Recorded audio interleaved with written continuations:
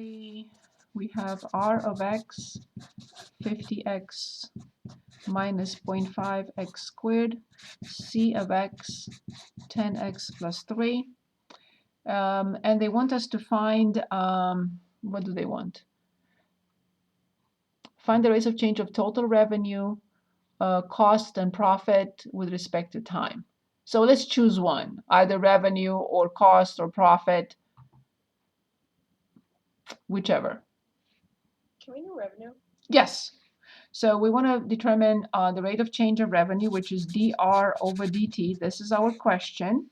And now it says when x equals 10, dx over dt equals 5 units per day.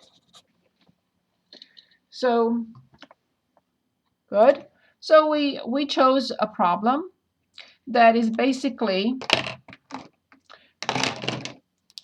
a related rates problem.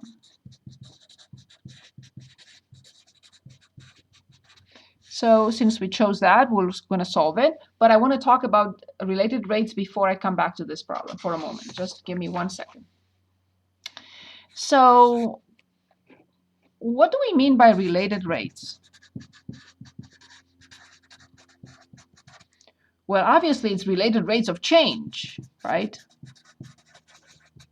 We like to say related rates, but what does that mean? It's related. They are related. And what? Rates of change. So here's an example. Let's say I have a balloon and I pump air into this balloon. What changes? Volume changes, radius changes, surface changes, right? So assuming I have it in my palm, it has no air in it, but then I start pumping air into the balloon or a ball, whatever you want to consider, it doesn't matter. But obviously the volume increases, the radius increases, the surface will increase. Well, all these three now become functions of time. So if I pump air into a balloon, let's say for 3 minutes, then the volume, the radius, and the surface will change constantly during those 3 minutes, right? So now what happens? Volume, dv over dt, radius, dr over dt, because they're now functions of time, and the surface, ds over dt, have some sort of relationship. So the volume, the radius, and the surface, they change at the same time, not with the same function, right? And they don't have the same rates of change, but their rates of change will be related. They will not be just all over the place. This is 1,500, and this is 13,000, and this is no. These will be connected because these are connected through an equation. These will be connected through an equation. So that's what we mean when we talk about related rates. So now, here's our first example. So we are told to find dr over dt, which means revenue is a function of time. Now they're telling us that dx over dt is a constant, has a constant rate. But this is another function of time. How do I know? Because it says differentiated with respect to time. It must be a function of time. Here it says the revenue is a function of time. So find the rate of change. So we are treating this as a function. We are treating this as a function. This is a function of time. This is a function of time. So therefore,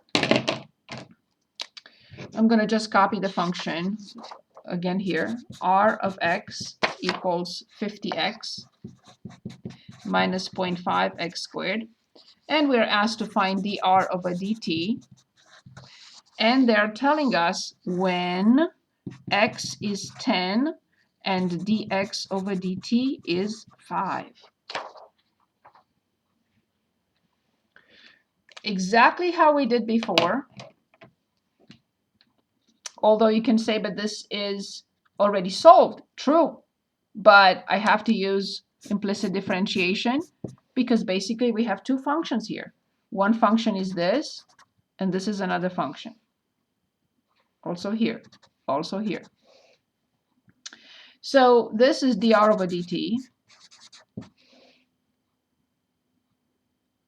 And multiplied, basically this, so they're not, let me just go back for a second to the problem.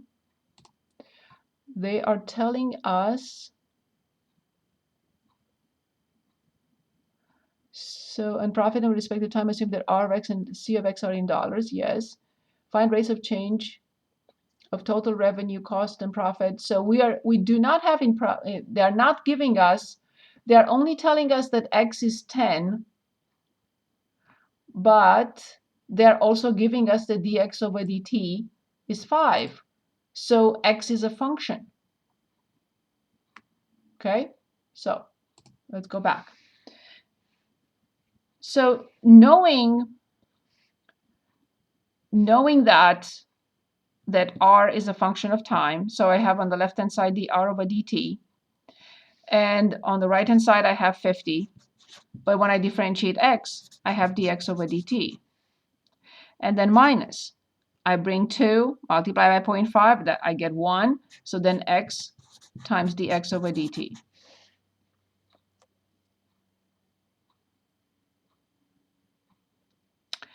Now, they're not explaining that, but so R is a function of time, but it's a function of X that is a function of time. So when we basically differentiate R function of X, which is a function of time, remember we have to use the chain rule. So that will be R prime of X of t times X prime of t. And that's what I have to use here. So this has to go indirectly. So R prime of X times X prime of t. Okay, so this side has to have dr over dx, which is, that's what this is, and dx over dt.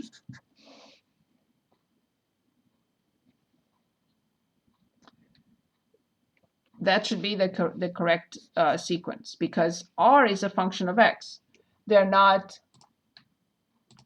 see, it's R of X, but at the same time, X is a function of time. So in exercise, you find the rates of change of total revenue with respect to time. Okay. So we continue, and we have when X is 10 and dx is 5. Dx over dt is 5. So R prime, if you want to write it like that, that's fine too. I have 50 on this side, multiplied by 10, I'm sorry, by 5, and then minus 10 multiplied by 5. So 50 times 5, 250, minus 50 equals 200. And we have to identify the measurement unit.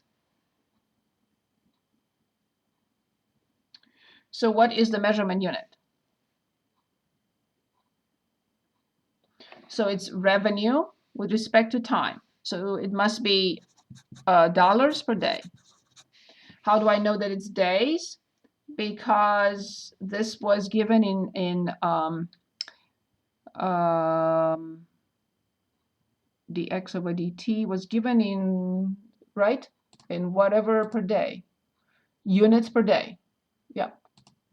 So this is in units per day.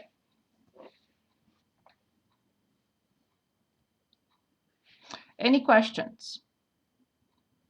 Let's work on more than just this. That's not enough. Okay. Can we find the, was it asking the profit function when you have Rx minus Yes, CX? yes, yes. Let's find the, yes, let's find the profit as well. Yes. was 33. Yes, okay. So the profit is revenue minus the cost. So I have it right here on the previous page. So I'm going to write 50x minus 0.5 x squared and minus, remember, minus 10x and minus 3. You have to subtract both. Don't just subtract the first piece. And now I'm going to rearrange it.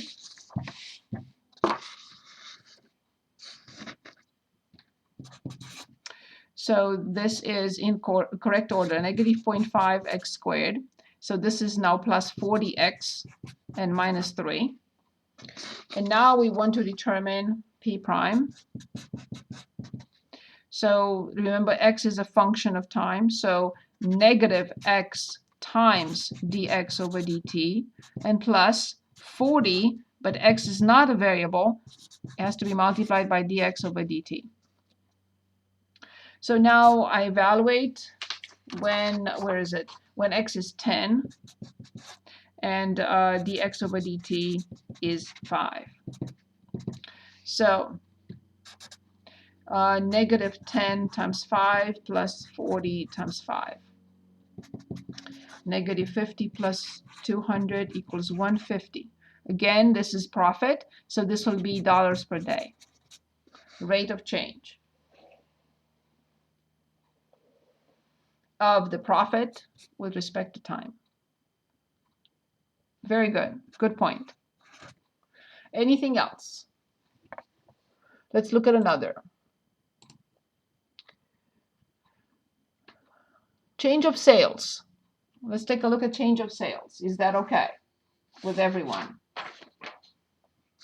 Yes. I'm putting my pages in order. Okay. So let me copy it.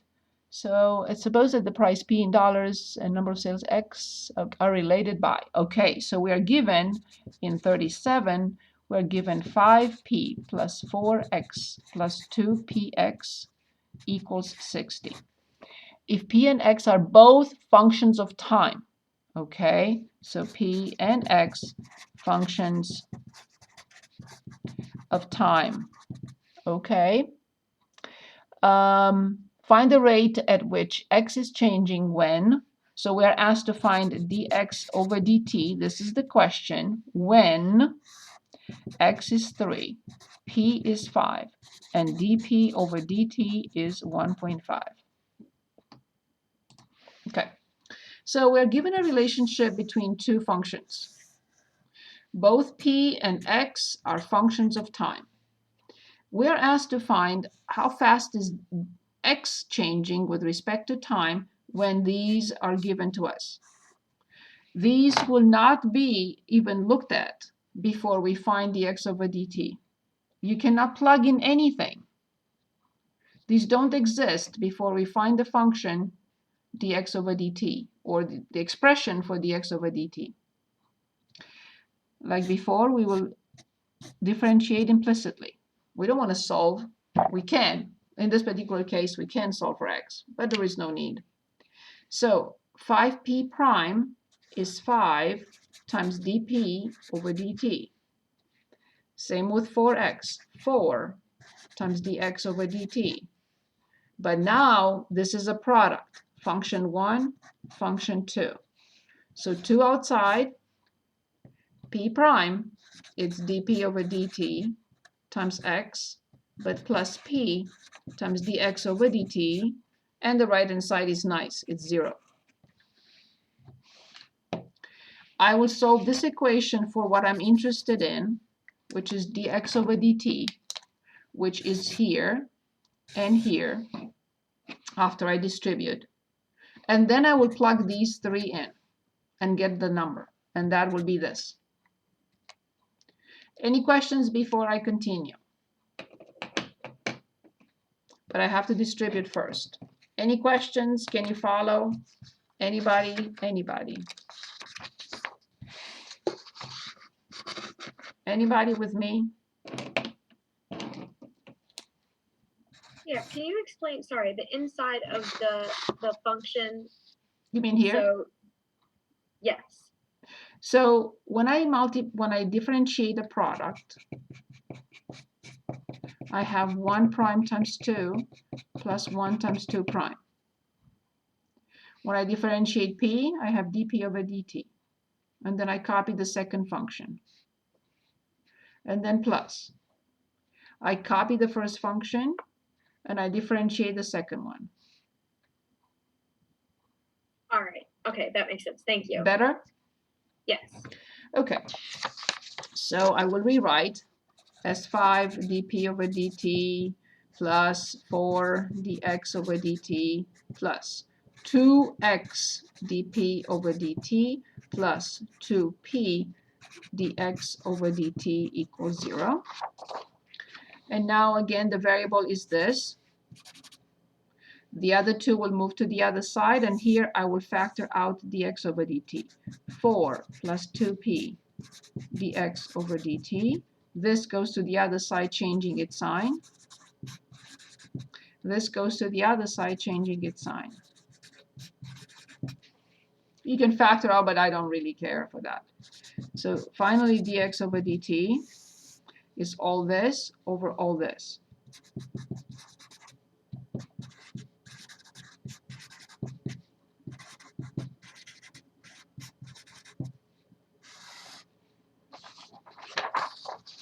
X is 3, p is 5, and dp over dt, they say, is 1.5. And I just plug in the numbers. Negative 5 multiplied by dp over dt, which is 1.5, minus 2 times x, which is 6, times the same thing, 1.5, over 4, plus 2 times p, which is 10. So this is negative 11 times 1.5 over 14. So I can calculate this. 11 times 1.5 and 14. Let's see what I get. Yeah, an ugly number, as I expected. So if we just put, so this was 1.65 over 14, or negative 165 over 1400. You can approximate if you want. I got 1.18 approximately. Measurement unit. I don't think we have a measurement unit, do we? Always remember measurement unit. We do. So we want to find x was number of sales. Okay. Sales per what? Days. Okay, got it. So units. So this is minus. So it's decreasing. Minus units per day. So at the instant when we sell 3 or 3,000, I'm not sure, and the rate of change of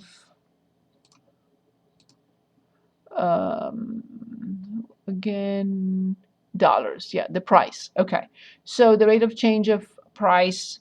So the price, so we sell 3 or 3,000, whatever measurement unit, when the price is 5 and the rate of change of the price with respect to time is 1.5, we are manufacturing almost 1.18 units less per day at that instant.